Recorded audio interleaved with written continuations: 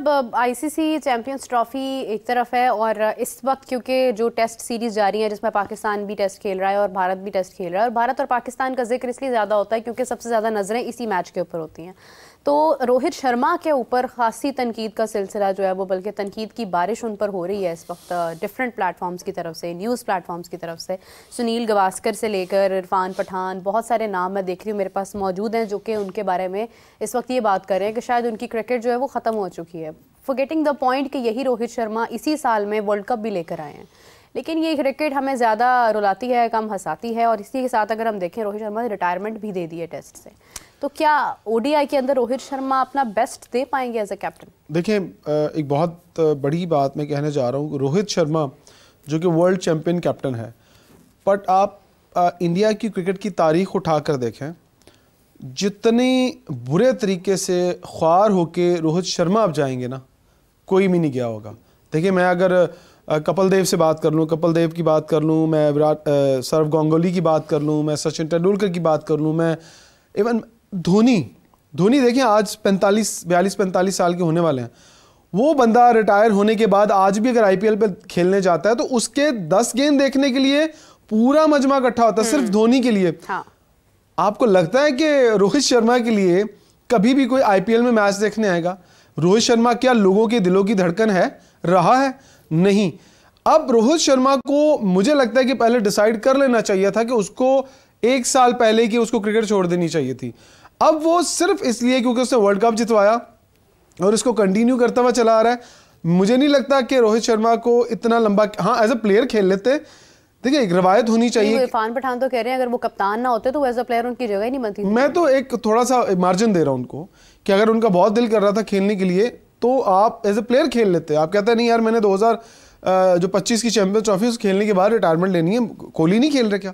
कोहली भी तो as a player खेल रहे हैं ना। तो वो इरफान पठान वाली बात भी ठीक है कि हाँ, अगर वो कप्तान नहीं होते तो उनकी टीम में जगह नहीं बनती। देखिए, क्रिकेट के अंदर जो टेक्निकल लोग हैं उन्हें पता है कि रिफ्लेक्स इज वेरी इंपॉर्टेंट। आज की मॉडर्न डे क्रिकेट में जिसके रिफ्लेक्सेस नहीं चलते वो आउट ऑफ द फील्ड होना चाहिए, उसका कोई काम नहीं है क्रिकेट के अंदर, और खासतौर पर वनडे के अंदर। फिर जब, और दूसरी बात, ऑस्ट्रेलिया में फास्ट बॉलर्स के सामने और इतनी तेज पिचेस के ऊपर उनके तेज फास्ट बॉलर के सामने अगर आप ये कहें कि हाँ मेरे रिफ्लेक्सेस भी हल्के हैं और मैं जाके लंबी बारी भी खेल जाऊँ। इवन गावस्कर की अगर बात करें तो बॉर्डर गावस्कर ये ट्रॉफी है, तो गावस्कर को सबसे ज़्यादा गुस्सा क्यों है कि यार आप लोग एक दिन नहीं निकाल सके। आप जब मैच हारी इंडिया की टीम तो कितने ओवर बचे थे? 13 ओवर, जस्ट 13 ओवर सर्वाइव करने थे, वो नहीं कर सके। इतनी बड़ी बैटिंग लाइनअप, इतने बड़े प्लेयर, इतने बड़े नाम, आप यंगस्टर्स के ऊपर रिलाय कर लें। तो मतलब मेरा ख्याल है कि हमें अब लेकिन why Rohit Sharma, why Virat Kohli, wasn't there everybody else? Jaiswal अगर फ्रंट से मतलब लीड कर रहा था, कोशिश कर रहा था, तो बाकी तमाम प्लेयर्स इस चीज के जिम्मेदार है ना कि वो कोई भी साथ नहीं दे पाया। देखिए, आप ब्लेम नहीं कर सकते। देखिए, इतने टेस्ट मैच खेलने के बाद 100 टेस्ट मैच खेला हुआ आपने, और उसके बाद आप आकर कुछ ना करें और यंगस्टर्स के ऊपर डाल दें। ऑस्ट्रेलियंस बहुत बुरे हैं अपने मुल्क के अंदर, वो तो यूं झपट्टा मारते हैं, हिलने नहीं देते किसी को। वो तो मैं खुशकिस्मत है यंगस्टर्स जिन्होंने परफॉर्म कर दिया क्योंकि उन्होंने लंबी क्रिकेट खेलनी, उनको 2-3 स्टार मिल गए। मुझे लगता है कि कहीं ना कहीं रोहित या विराट को किसी एक को परफॉर्म करना चाहिए था, तभी उनके यंगस्टर्स पीछे उनके चलते। उन्होंने कहा बड़ों ने परफॉर्म नहीं किया तो हम क्या करें। एक बंदा जो नजर आया वो था जसप्रीत बुमराह। रेडी तो चले उससे 100 किया, लेकिन अगर कंसिस्टेंट परफॉर्म करता हुआ या वो मार खाता हुआ या कोई बंदा नजर आया कि हाँ यार ऑस्ट्रेलिया का मीडिया भी किसी को देख रहा था या अपने बॉलर्स की लाइन में किसी का नाम ले रहा था, तो वो जसप्रीत बुमराह थे। और उन्होंने तो अपना निभाया ना, लाइक हाँ उन्होंने निभाया। क्या आप मतलब इंडिया को ये सोचना पड़ेगा कि क्या एक ही बंदे के साथ आप टेस्ट मैच जीत सकते हैं? 5 दिन की क्रिकेट है, आपको कम से कम अपने ऊपर दोबारा से, देखिए एक वर्ल्ड कप जीतने के बाद आप इतने रिलैक्स हो गए हैं कि आपको समझ ही नहीं आ रही कि आगे जाके आपने क्या करना है। सो अब अगर इंडिया ने क्रिकेट खेलनी है तो बहुत बड़ी तब्दीलियों के साथ क्रिकेट खेलनी है। अदरवाइज अगर इंडिया इन्हीं चक्रों में आता रहा कि हाँ बड़े नामों के साथ और बड़े स्टार्स के साथ जाना, तो फिर इंडिया का डाउनफॉल शुरू हो जाएगा, यहीं से डाउनफॉल शुरू हो जाएगा।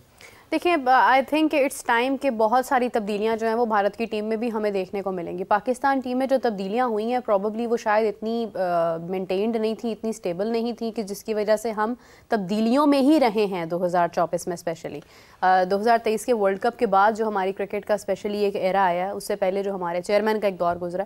खैर, तब्दीलियाँ एक तरफ हैं लेकिन चैम्पियंस ट्रॉफी एक तरफ है। अगर हम बात करें इस वक्त वर्ल्ड टेस्ट चैम्पियनशिप की, भारत क्योंकि क्वालिफाई प्रॉबली नहीं नहीं करता हुआ नजर आ रहा, कर भी सकता है, लेकिन उसके एक चांस है। एक तो भारत सबसे पहले तो अपना मैच लास्ट जो है वो जीते एक अच्छे मार्जिन के साथ।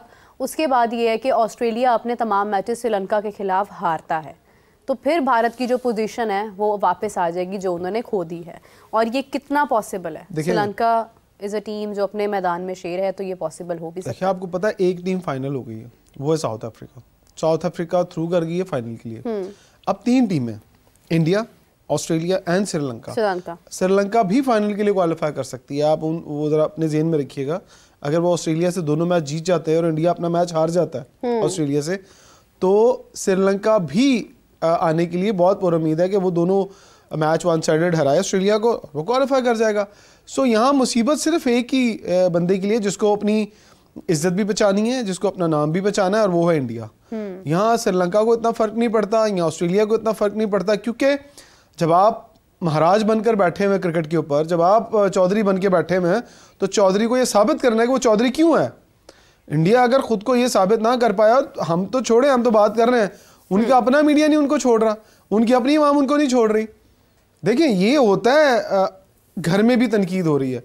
मुझे लगता है कि हमारे मुल्क में भी ऐसे ही होना चाहिए। हमारे प्लेयर्स के ऊपर वो लाडलों जैसा जो हम कहते हैं ना एक बर्ताव करते हैं, वो नहीं होना चाहिए। थोड़ा सा हाथ खींच के रखना चाहिए, इनको रियलाइज़ करवाना चाहिए, लाडलों की तरह नहीं लेके चलना चाहिए। अगर हमारा एक लाडला है बाबर, तो बाबर कहता है हाँ मैं सबका लाडलों में परफॉर्म करूँ ना करूँ, मैं खेल जाऊँगा। कोई कोच आता है, कोई सिलेक्टर आता है, हमारी टीम हारे या जीते क्या फ़र्क पड़ता है, उसे कहीं और जॉब मिल जाएगी। यहाँ पर मैं समझता हूँ कि आपकी इज्जत का मामला होना चाहिए, हार और जीत। तो पाकिस्तान के अंदर मैं ख्याल तब्दीलियों के हवाले से आपने ठीक कहा कि बहुत ज़्यादा तब्दीली हुई हैं। ये पिछले साल की बात नहीं है, पिछले 70 साल से ऐसा चल रहा है।